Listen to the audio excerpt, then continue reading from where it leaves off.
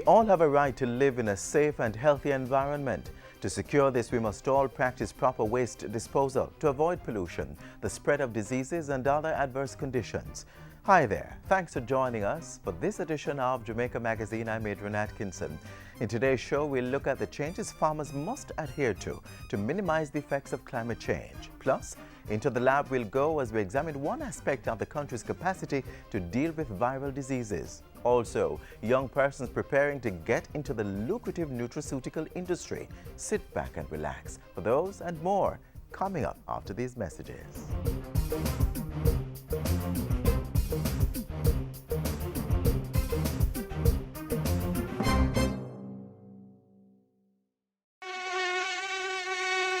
The Aedes aegypti is one of several types of mosquitoes found here in Jamaica and elsewhere in the world. Know them. They are small, dark mosquitoes with white lyre-shaped markings and banded legs.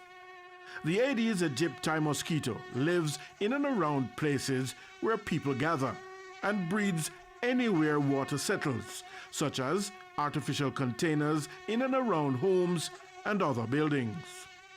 It's a vector that transmits the virus that causes a number of diseases, such as dengue, chickpea, and the Zika virus.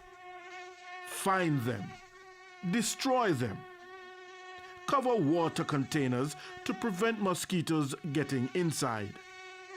Dispose of garbage containers to prevent water settling in them. And frequently check and empty any container that water might settle to ensure these are kept dry. And scrub vessels clean to get rid of eggs. The Aedes aegypti mosquito. Don't give it a home. Over the years, extreme weather events have drawn attention to the fact that our climate is changing. The consequences can be disastrous, and our agriculture sector is among those most vulnerable to its impact. But with climate change, we can change and minimize the impact. Climate change, defined as extended changes in weather patterns, continues to be a top priority for government. The belief that climate change and environmental issues only affect some of us and is a problem for the distant future is a misconception. Climate change affects us all. When drought ravages our crops and there are outbreaks of bushfires, we all pay higher prices at the market. And through the Office of the Prime Minister, stakeholders continue to boost Jamaica's response to climate change. One focus area, climate change and the agricultural sector.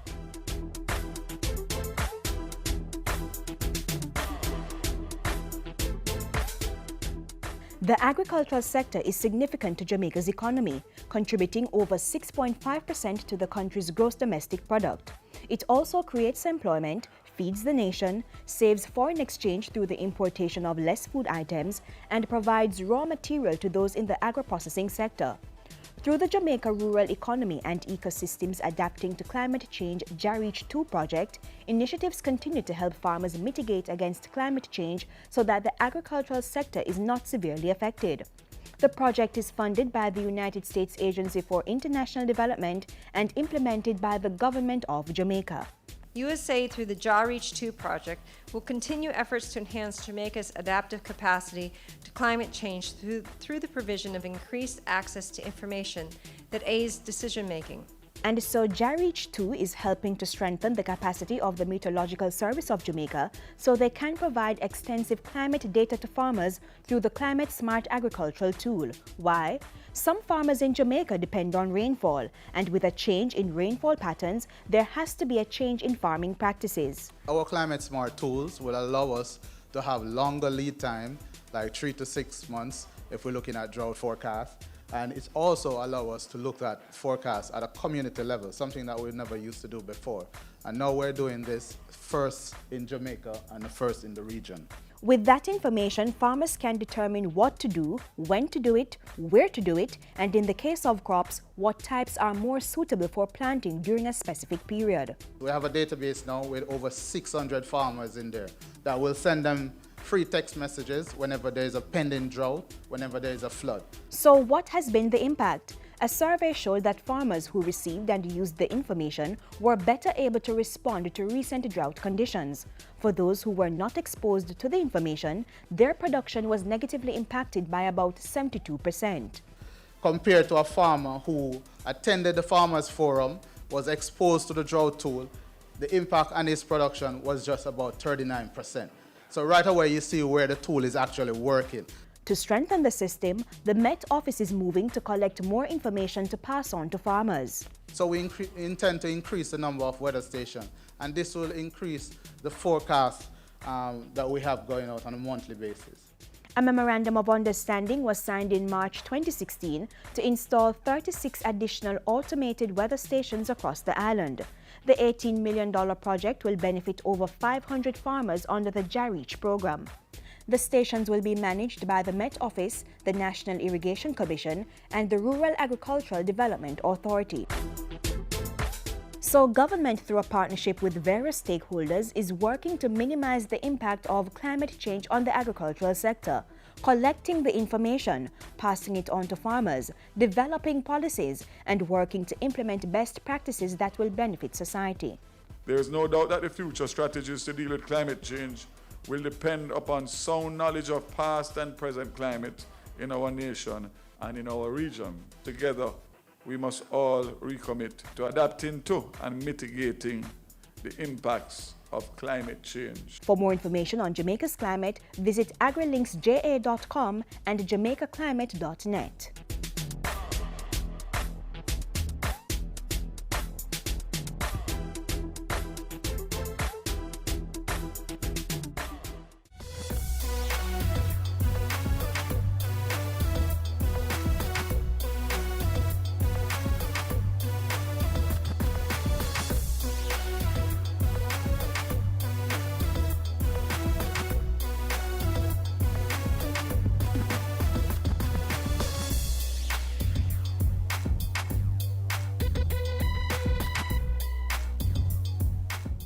Don't make diseases spread. Wash your hands with soap and water instead.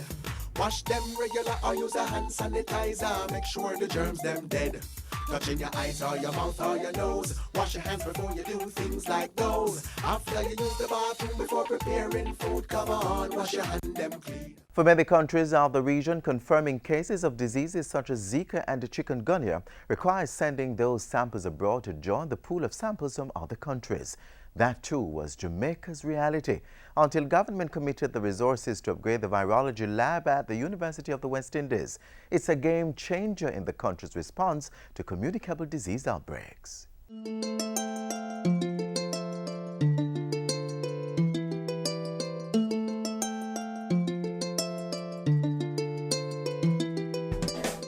You're sniffling, coughing, hot with fever, and fighting off a headache.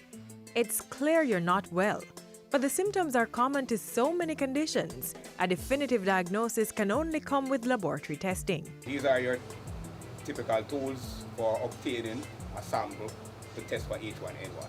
Viral transport media, nylon fiber tip swab.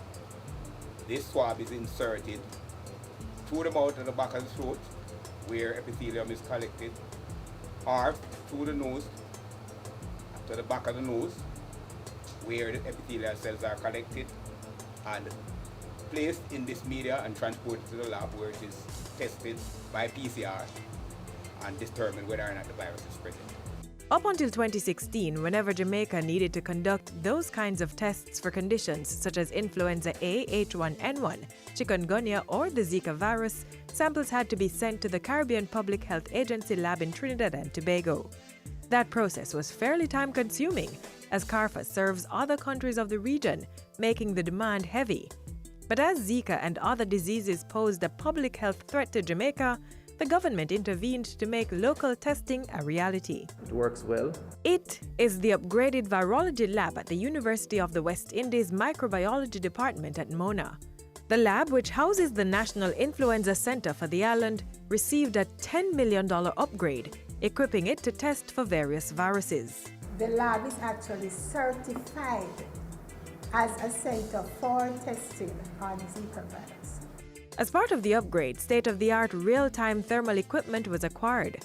This machine has the capacity to test 96 samples and controls within 2 hours and is also capable of testing multiple pathogens in one sample.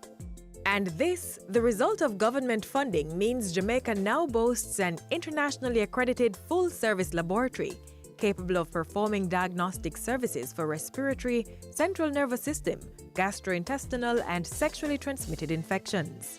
The lab has also earned the status of a valid World Health Organization WHO testing facility. Certification is from WHO through the Centers for Disease Control, the CDC in the US, which is a collaborating laboratory for the WHO. Importantly for the ordinary Jamaican and Jamaica's health authorities, it means faster turnaround time for testing samples, which means faster dispensation of treatment and faster data collection for government to more speedily respond to new disease outbreaks.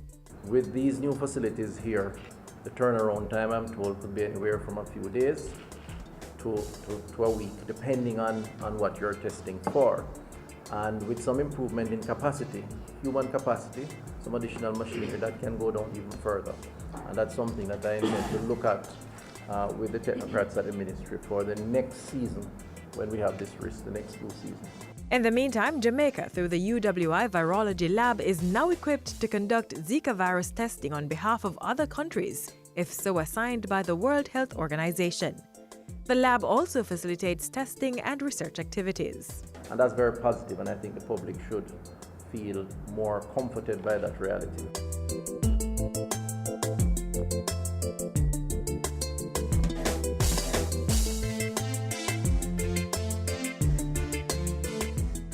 This is the Aedes aegypti mosquito that spreads the Zika, chikungunya, and dengue viruses. Protect yourself from the bite of this mosquito. A message from the Ministry of Health.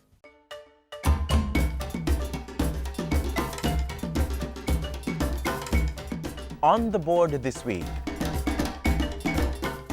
Grace Women International presents a Singles and Married Conference under the theme Raising Women of Destiny. This will be from May 5 to 7 at Fellowship Tabernacle, 2 Fairfield Avenue, Kingston 20, just behind Boulevard Supercenter. Come with your seeds of faith. Bring your entire family, friends, co-workers and neighbors. Admission free. Refreshment will be on sale. Call 545-3243, 898-3357 or 540-0276 for details. The St. Andrew High School for Girls 90th Anniversary Celebration and Homecoming Week continues with the Gala Awards at Devon House Formal Garden on April 16 at 7 p.m. For tickets and more information on the events, visit www.sahs.edu.jm. Proceeds in aid of the School Development Fund. Tech-savvy youth ages 16 to 29 who have registered for the Beam Up with Animated Music Video Challenge are being reminded that the deadline for submission of animated music videos is midnight on April 24. Go to caribbank.org/programs/vibesing, facebook.com/CDB-vibesing, or youthjamaica.com for further information. You may also contact Takesha Sten-Barnes, Director of Youth Programs at 978-7654, or Angela Paris, Manager Information Services Unit at the Caribbean Development Bank. The St. Luke's Church Crossroads presents Reggae, Jazz and Blues Go Gospel, Act 3, on Sunday, April 24 at the Carl Hendrickson Auditorium, Jamaica College, 189 Old Hope Road, Kingston 6, starting at 6 p.m. Come hear Kevin Downswell, Jem Myers and more. Proceeds in aid of St. Luke's outreach programs. The Ministry of Health is reminding citizens to search in and around their home and general environment for mosquito breeding sites weekly and destroy them. Organize cleanup campaigns and use mosquito repellents, mosquito nets, and proper clothing to protect against mosquito bites. For more information, contact 1-888-1-LOVE. That's 1-888-663-5683 or 663-7914. Also visit your parish health department or the Ministry of Health website at moh.gov.jm. And that's all for all community notices today. Send us your events for broadcast on the JIS Community Notice Board. Call 922-868-022 or send an email to cbishop@jis.gov.jm.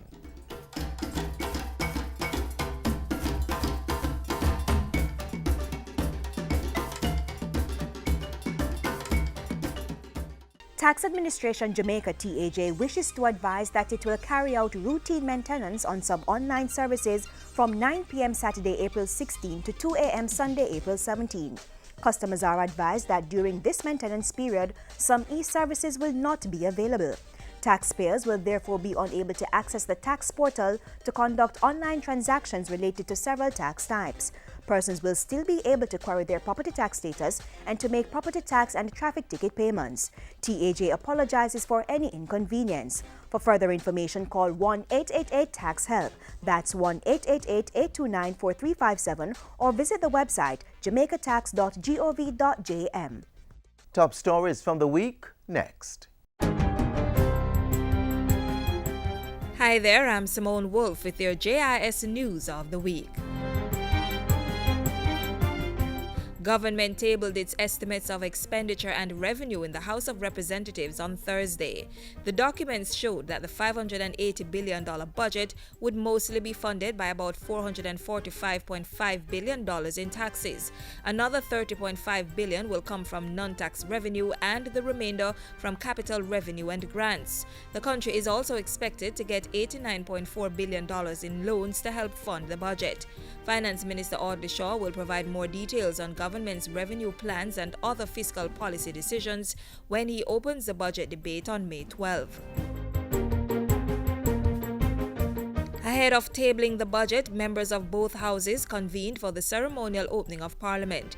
In his throne speech, Governor-General Sir Patrick Allen announced legislation to change how and when Jamaicans elect or can hold their public officials accountable as part of government's agenda for the 2016-2017 legislative year. Parliament this year will see legislation to create fixed election dates and term limits for the Prime Minister. The impeachment legislation will provide for impeachment proceedings to be brought against corrupt public officials and parliamentarians. Several measures were also announced to drive economic growth, protect vulnerable groups, and install critical infrastructure. Prime Minister Andrew Holness attended this week's opening of Expo Jamaica 2016 and announced a new initiative called the Jamaica House Fellowship. The long-term objective is to make sure that the public sector has the talent pool to support the regulatory environment that can work at the speed of business. It is an investment we're going to make now. We will do it in conjunction with the private sector. He also announced plans to restore incentives for financing under the Junior Stock Exchange, align the island's foreign and economic policies, and appoint investment ambassadors to assist with seeking out new markets overseas. By next week, Wednesday, we will appoint two. One who will have India and the Middle East as their remit, and another general remit with focus on Europe to create new markets and build new opportunities for Jamaica. Earlier in the week, Prime Minister Holness sought to assure the country that the government would deliver on its promises, including the no income tax policy for those earning $1.5 million or less. We know the expectations are there, and we have no intentions to disappoint. We intend to deliver on what we have committed to the Jamaican people. Co-chair of the Economic Program Oversight Committee, Richard Biles, this week reported that Jamaica should pass the 12th IMF test as long as tax collections for March remain on track. He pointed out that the primary balance for February was $80.1 billion, $800 million more than targeted. So that puts us in a good position, I think, to assault the final hurdle, which is March, when we have to get up to $120.7 billion. At this week's post-cabinet press briefing, Foreign Affairs Minister Senator Kamina Johnson-Smith said she was in communication with her Trinidadian counterpart to address the recent denial of entry of Jamaicans into Trinidad and Tobago. She said the Jamaican High Commissioner to Trinidad, David Prendergast, had also been asked to investigate the matter and provide reports. It was made clear that Cabinet is concerned that despite the level at which previous discussions took place and the positions adopted, the issues continue to recur. I have asked my counterpart to indicate specific timelines within which his government or its agents, whether CAL or the Airports Authority of TNT, will address the matters. Government has pledged to pass the new Road Traffic Act within the year as the country grapples with an increasing number of road fatalities. It's a priority, and I would say that it is a priority that we're looking at in terms of making sure it gets passed as quickly as possible. The Transport Minister was speaking after a meeting of the National Road Safety Council, the NRSC. The latest statistics from the NRSC reveals that up to April 6 of this year, 111 persons have lost their lives on the nation's roads, an increase over the 2 previous years. And finally, the National School Feeding Policy, which has been in its draft stages for some time, is to be implemented this year. Education State Minister Floyd Green says it will guide the ministry's school feeding program for the next academic year and onwards. The goal of the policy is to improve educational outcomes of the school-age population through targeted nutritional support. Mr. Green was speaking on Wednesday at the media launch of Child Month 2016. The activities in May will focus on the health and wellness of the nation's children, guided by the theme, Healthy Children Build a Stronger Nation. And those were some of the stories making news this week. I'm Simone Wolf.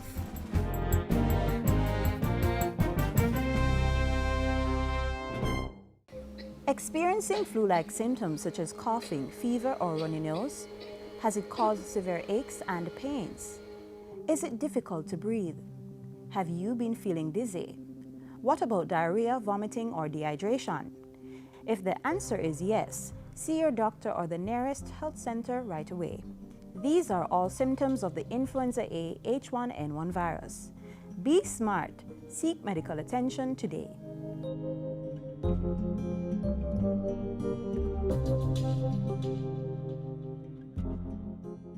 Development of Jamaica's nutraceutical industry is expected to reap significant benefits in terms of jobs and foreign exchange earnings. The global industry is projected to value about $600 billion by 2018, and government is determined to make sure Jamaica's youth can take advantage. Take a look. Let me congratulate the graduating class.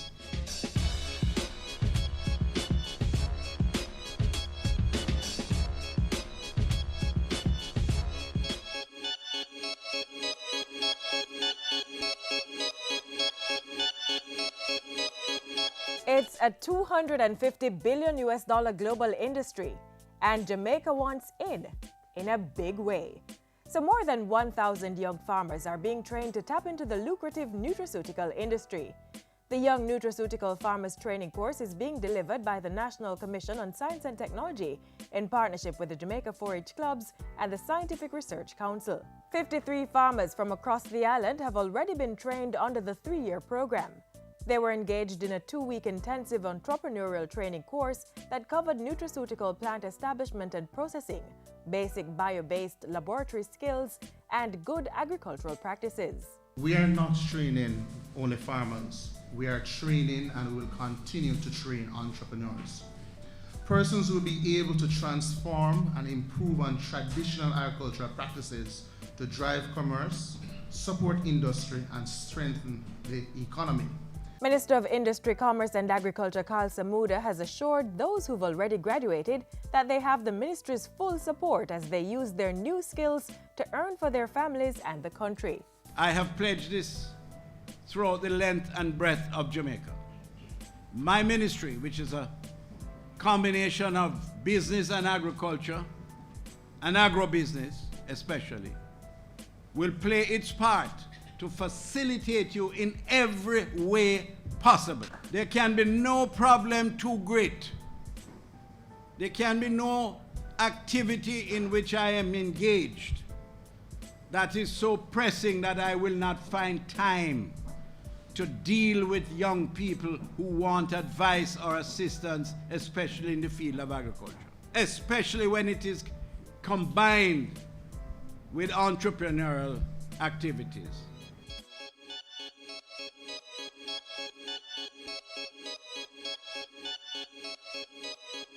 The aim of the Young Nutraceutical Farmers Training Course is to build the capacity in different areas of the nutraceutical sector in order to promote the sustainable development of a national industry, one that will create foreign exchange revenue for the farmers and the country. When one looks at the size of the market that it occupies, there is scope for expansion beyond our wildest dreams. Agriculture offers one of the great opportunities to earn foreign exchange, to make our contribution to the creation of wealth and prosperity for this country. And from the training, these farmers are now equipped to take the lead, growing and processing nutraceutical plants into viable products while incorporating good agricultural and manufacturing practices. The farmers will be given further support in the form of stipends for internships and seedlings for planting to encourage entrepreneurship. The SRC, as of July of this year, will commence the rollout of ginger seedlings to the first batch of trainees. So over the next year, we will be delivering 2,000 ginger seedlings, high quality, clean tissue culture ginger seedlings to the 31 trainees from the first batch. And I'm sure you'll also be incorporated very soon as well. Our ministry is the Push Start ministry. We are here to ensure that you don't fail. With hard work and application, you can make it. Become multimillionaires, become large entrepreneurs, starting first at the MSME level. There are 160 plants known and declared worldwide as having medicinal properties. Of that number, 86 are endemic to Jamaica, a large selection for the farmers to choose from. So as you consider the crops that you are going to be engaged in, remember that this is just the starting point. The sky is the limit.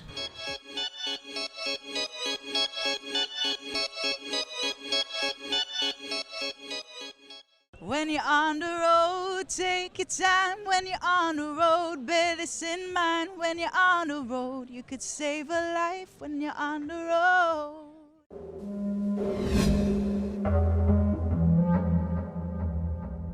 Have you or someone you know been affected by contaminated petroleum?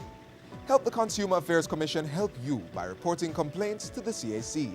The Commission will need your name, address, and telephone numbers, a detailed report from your mechanic or car dealer outlining the problem and corrective action taken, receipt of petrol purchased, or if that's unavailable, provide the date and place of purchase.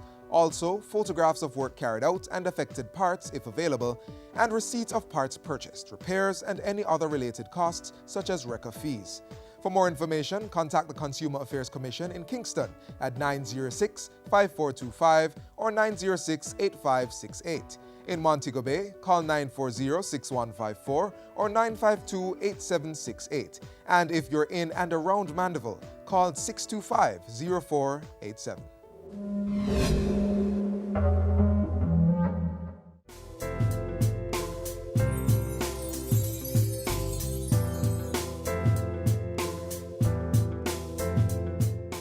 And that brings us to the end of today's edition of Jamaica Magazine. We value your feedback, so keep the link. Tell us what you thought of the show. Send an email to jamaicamagazine@jis.gov.jm or hit us up on Twitter @JISnews. Also, click on our website, jis.gov.jm, for more programs and our YouTube channel, Watch JIS. Until next time, I'm Adrian Atkinson, reminding you to take care of your health, eat well, exercise, get adequate rest, and make every day a productive one.